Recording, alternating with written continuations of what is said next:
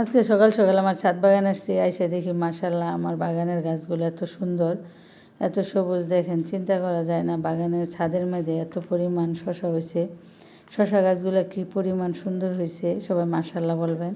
আর দেখেন আমার বাগানে অনেক শশা হয়েছে, আর প্রতিটা গোড়ায় গোড়ায় শশা হইতেছে। আর ওর সাথে কিছু অনেক ধরনের ফুলও আসছে শশার। এত পরিমাণ শশা চিন্তাই করা যায় না। তাই আমার এই ছোট ছোট বস্তার মধ্যে এই পরিমাণ গাছ হবে আমি কখনো চিন্তা করি নাই। তাই দেখেন এখানে এত পরিমাণ শশাগুলা, আর গাছগুলো অনেক সুন্দর। আমার প্রতিটা গাছই টালটা ভরে গেছে। এরকম সবাই চেষ্টা করবেন গাছ লাগানোর জন্য। ছাদে আসলে মন ভরে যায়, তাই আপনারাও চেষ্টা করবেন এরকম বস্তার মধ্যে যদিও লাগান। একটা গাছ অন্ততপক্ষে লাগায় যত্ন করে দেখবেন যে কী পরিমাণ ফলন আসে। আর এখান থেকে আমার সবজিগুলো কাটতে আসলে মনটা ভরে যায়। আর দেখেন কী পরিমাণ শশা, দেখেন ছোট্ট একটা বস্তার মধ্যে।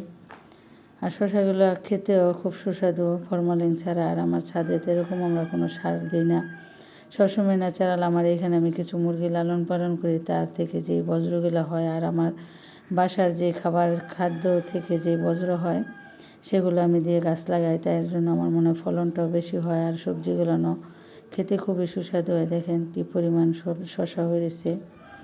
তাই এরকম যদি সবাই চেষ্টা করেন ছাদে গাছ লাগানোর জন্য, তাই প্রত্যেকেই দেখতেও ভালো লাগে আর খেতেও খুব সুস্বাদু। সবাই ভালো থাকবেন।